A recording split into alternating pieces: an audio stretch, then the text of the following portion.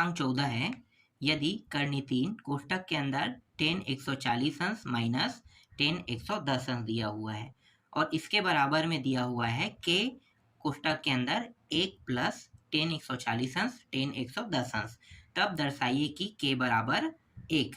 ठीक है, तो चलो इसको हल करते हैं।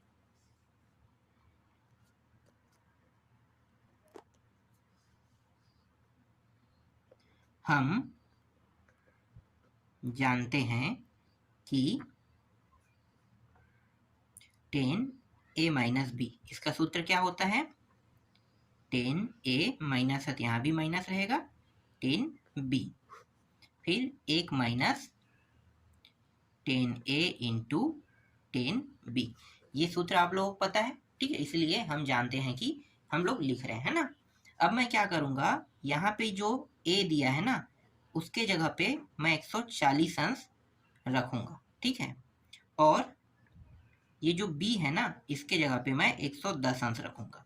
तो लिखो 10a बराबर 140 अंश, 10b बराबर 110 अंश रखने पर। ठीक है, अब मैं इसमें रख देता हूँ, तो ये हो गया 10 a के जगह पे 140 अंश, b के जगह पे 110 अंश, 10 यहाँ भी वैसा ही 140 अंश माइनस 10 110 अंश। एक यहाँ पे देखो सूत्र थोड़ा सा गलत हो गया है, ठीक है, अगर यहाँ पे माइनस है यहाँ पे माइनस है, लेकिन ऊपर यहाँ पे क्या हो जाएगा प्लस, अगर यहाँ प्लस होता तो यहाँ पे प्लस होता, यहाँ पे माइनस आ जाता। ठीक है, ये चीज़ ध्यान देना। फिर यहाँ पे प्लस, फिर 10 140 अंश इंटू 10 110 अंश। 140 में 110 घटाओगे कितना होगा?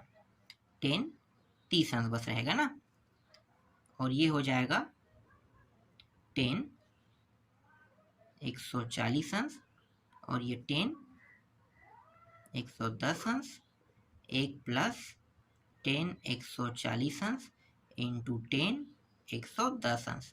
ठीक है, यहाँ पे कोई बदलाव नहीं होगा। 10 30 अंश का मान कितना होता है? 10 30 अंश का मान होता है 1 अपान करनी 3 होता है। ठीक है, और ये जैसा है वैसा लिख लेते हैं, 140 अंश माइनस 10 110 अंश, फिर 1 प्लस 10 140 अंश और ये 10 110 अंश। ठीक है, अब क्या करेंगे, देखो 1 2 1 2, ठीक है, तो क्या होगा बराबर के, अगर इस पार मैं नीचे एक मान को ले जाऊंगा तो ऊपर चला जाएगा और ये वाला नीचे एक मान यहाँ पे ऊपर चला जाएगा। कैसे, देखो ये वाला 1 के साथ गुणा होगा और ये करनी 3 जो है ऊपर जाके इसके साथ गुणा होगा। ठीक, तो कर देते हैं, तो 1 के साथ गुणा होगा तो यही मान आएगा, तो मैं लिख देता हूँ 1 प्लस 10 140 अंश इंटू 10 110 अंश। ठीक है, करनी 3 का इसके साथ गुणा होगा तो करनी 3, फिर 10 140 अंश माइनस 10 110 अंश। इसे मैं समीकरण 1 नाम दे देता हूँ। ठीक है, समीकरण 1 नाम दे देता हूँ। अब जो प्रश्न में दिया हुआ था ना उसको मैं लिख लेता हूँ। तो प्रश्न में दिया क्या था? प्रश्न में दिया था कि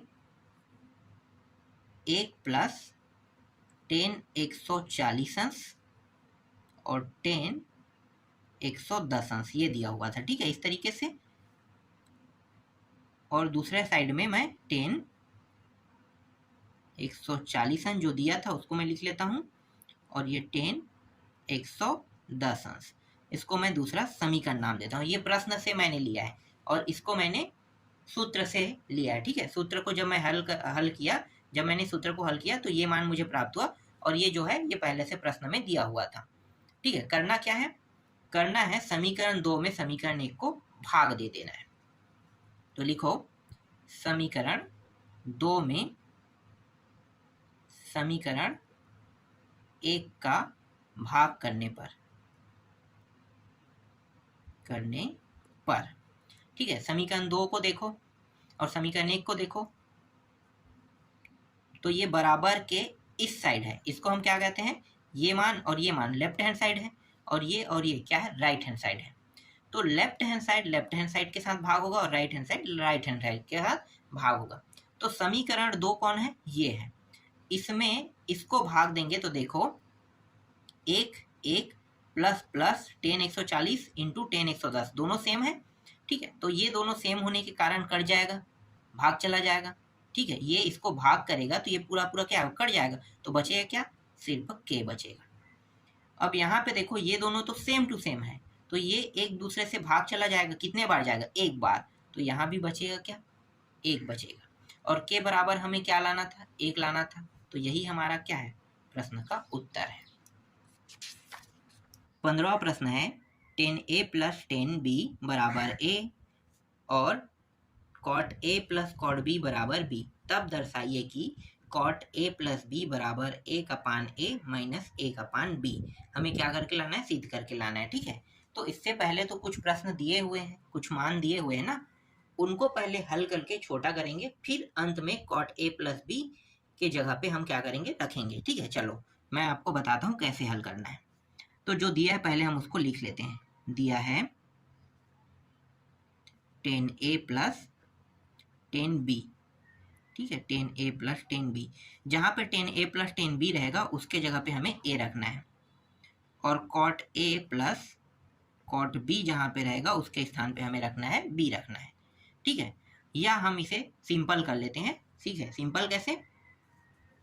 ये जो cot a cot b है इसे हम कैसे लिख सकते हैं? हम इस प्रकार से लिख सकते हैं 1/10a और 1/10b और ये b। ठीक है, इस प्रकार से हमने cot a और cot b को 10 के रूप में मैंने लिख लिया। ठीक, अब देखो इन दोनों को जोड़ना है, तो ये जुड़ेगा कब? जब हर बराबर रहेगा। तो हर बराबर करने का तरीका क्या है? इसका गुणा इसके साथ, इसका गुणा इसके साथ, अंत में इन दोनों का गुणा साथ में। तो 10b का गुणा 1 के साथ हो गया, प्लस 10a का गुणा भी 1 के साथ हो गया, फिर साथ में दोनों का गुणा, और यहाँ पे b।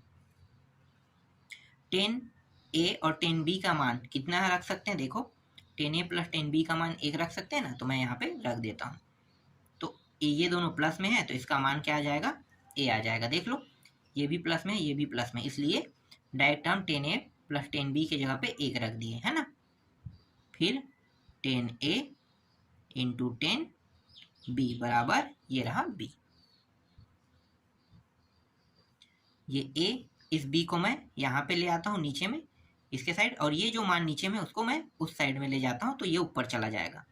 तो ये 10a इंटू 10b, तो 10a इंटू 10b का मान कितना प्राप्त हुआ? a/b प्राप्त हुआ। ठीक, अब प्रश्न की ओर चलते हैं। प्रश्न में क्या दिया था? cot a प्लस b दिया हुआ था ना, cot a plus b। cot a plus b को मैं कैसे लिख सकता हूँ? 1/10 a प्लस b मैं लिख सकता हूँ, बिल्कुल। और 10 a प्लस b का सूत्र क्या होता है? 10 a प्लस 10 b होता है, फिर 1 माइनस 10 a इंटू 10 b, यही होता है, बिल्कुल। ठीक है देखो कितने पद हो गए? 1 2 3, और इसको हल होने के लिए 4 पद की आवश्यकता है ना। तो ये दोनों तो अंतिम पद था, देखो पहला और दूसरा, तो दूसरा पद में 2 पद बन रहे हैं, मतलब तीसरा और चौथा है, और ये ऊपर का पहला, तो दूसरा गायब है, तो इसके नीचे एक पद जो है वो गायब था। अब 4 पद बन गया, 1 2 3 4, पहला और चौथे का गुणा, दूसरा और तीसरे का गुणा, वैसे ही करते हैं। तो पहला और चौथे का गुणा होने पर ये नीचे का मान ऊपर चला जाएगा, 1 के साथ गुणा होगा, तो 1 माइनस 10a और ये 10b, फिर ये नीचे के एक और इसका गुणा होगा, तो ये दूसरा और तीसरा गुणा, तो मतलब दूसरा पद बन जाएगा। ठीक है, 10a प्लस 10b, इस तरीके से। अब मानों को रख देते हैं। 10a इंटू 10b का मान कितना होता है? तो 10a इंटू 10b का मान होता है a/b, और इसका मान कितना होगा? इसका मान होगा 1। यहाँ पे कुछ नहीं, मतलब 1, और ये घटेगा कब? जब हर बराबर हो। तो बराबर करते हैं, तो b का गुणा 1 के साथ होने पर b ही आएगा, 1 का गुणा 1 के साथ होने पर a ही आएगा, और इन दोनों का साथ में गुणा होने पर क्या प्राप्त होगा? b के b ही प्राप्त होगा, और नीचे में क्या है? a है। ठीक है, देखो ये दोनों पहले से था तो पहला दूसरा है, और ये तीसरा है, इसके नीचे कुछ नहीं मतलब एक था यहाँ पे। ठीक है, अब ये कितने पद हो गए? 4। तो पहला चौथे गुणा, दूसरा और तीसरे का गुणा। तो ये b माइनस ए और इन दोनों का साथ में गुणा मतलब ए बी। तो अब अलग अलग इनको भाग दे देते हैं, b को ए बी से भाग देंगे और a को भी ए बी से भाग देंगे। तो b ए बी, इसे इस तरीके से तो लिख सकते हैं ना, इस प्रकार से। बिल्कुल। तो ये यहाँ से देखो b और ये b कट गया, यहाँ से ये और ये कट गया। ठीक है, बचा क्या? a का पान a माइनस a का पान b। और हमें सिद्ध करके क्या लाना था? कॉट a माइनस, हमें कॉट a प्लस है, sorry plus a plus b जो है सिद्ध करके हमें लाना था। ठीक है, यही लाना था, a का पान a माइनस a का पान b हमें सिद्ध करके लाना था। ठीक है, तो यही हमारा क्या है? उत्तर है। चलो इसके बाद अगला प्रश्न देख लेते हैं, प्रश्न क्रमांक 16। प्रश्न क्रमांक 16 है, यदि टेन a प्लस थीटा बराबर n ten a minus theta, तब सिद्ध कीजिए कि n प्लस 1 साइन 2 थीटा बराबर n माइनस 1 साइन 2a। ठीक है, चलो इसको हल करते हैं। तो पहले जो दिया उसको लिख लेते हैं। दिया है टेन a प्लस थीटा दिया हुआ है और इसके बराबर n ten a minus theta दिया हुआ है। ठीक है,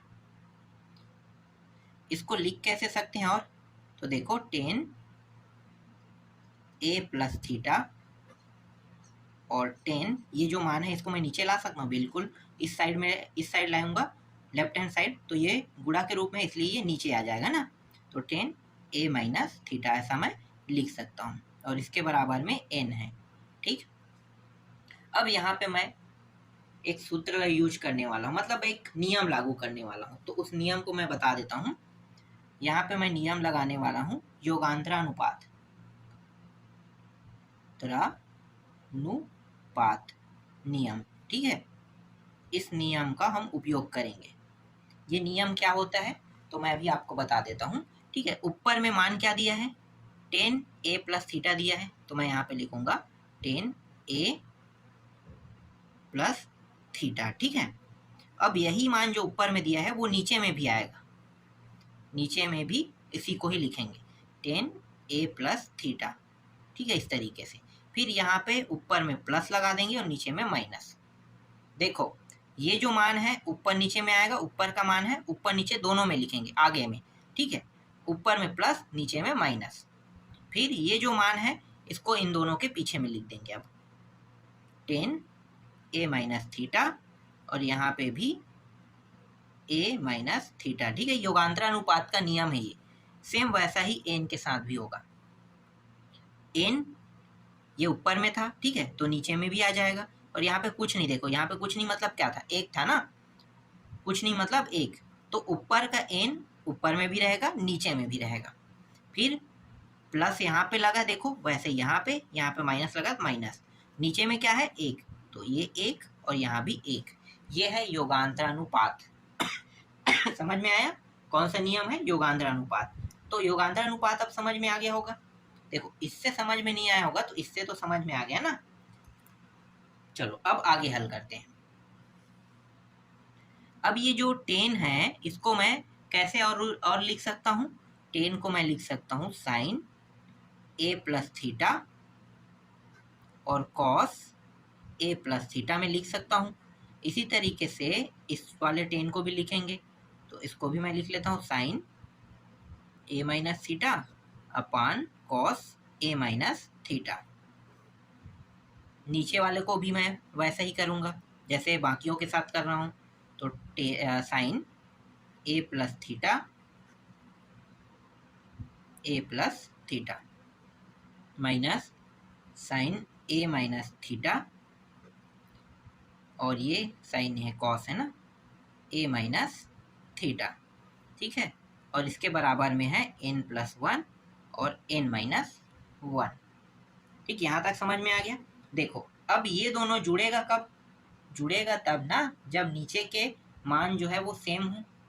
देखो कॉस तो है लेकिन ये प्लस में ये माइनस में है, तो दोनों जुड़ नहीं सकता जब तक कि दोनों के हर बराबर ना हो। यहाँ भी वैसा ही है। ठीक है, तो चलो पहले ऊपर वाले को छोटा कर लेते हैं।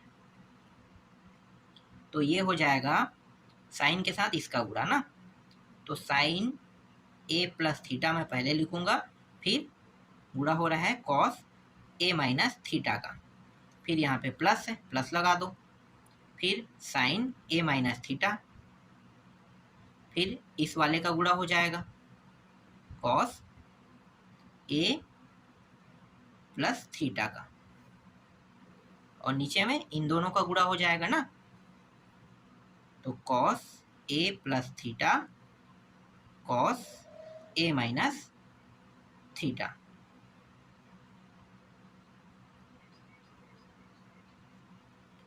ऐसा ही यहाँ भी होगा। ये घटेगा कब? जब नीचे के मान बराबर होंगे।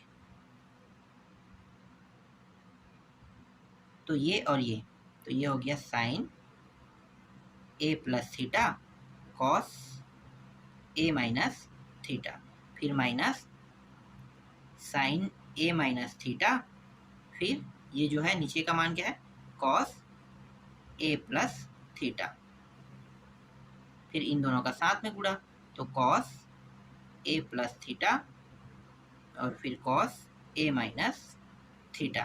ठीक है, दूसरा और चौथा काट देते हैं सीधा, दूसरा और चौथा सेम टू सेम है इसलिए कट गया।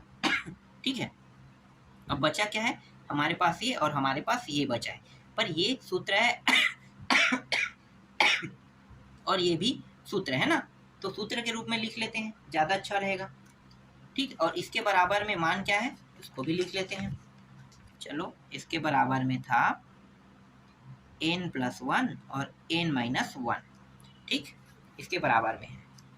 अब यहाँ पे देखो ये सूत्र किसका है, sine cos plus sine cos, और यहाँ पे sine cos minus sine cos, तो साइन का सूत्र है। ठीक है, साइन का सूत्र, तो ये जो मान है ये साइन का ए है और ये साइन का बी होगा, है ना, साइन का सूत्र है तो साइन का ए साइन का बी, साइन का ए साइन का बी, वैसा ही होगा। ठीक है, तो चलो लिखते हैं। यहाँ पे मैं बता देता हूँ, एक मिनट, यहाँ पे नीचे को मुझे दिखाना पड़ेगा ना आप लोगों को, दूसरा पेज में भी। चलो यहाँ पे देख लेते हैं।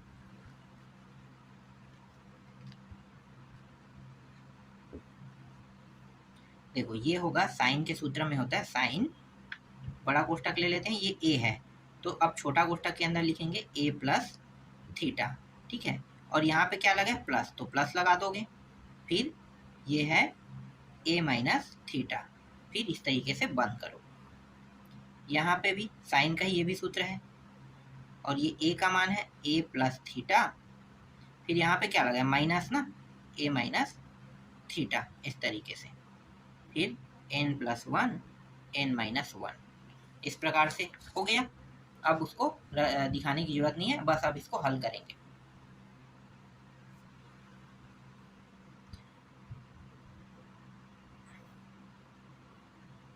साइन ए, यहाँ पे जो छोटा कोष्ठक उसको हटा देते हैं, प्लस थीटा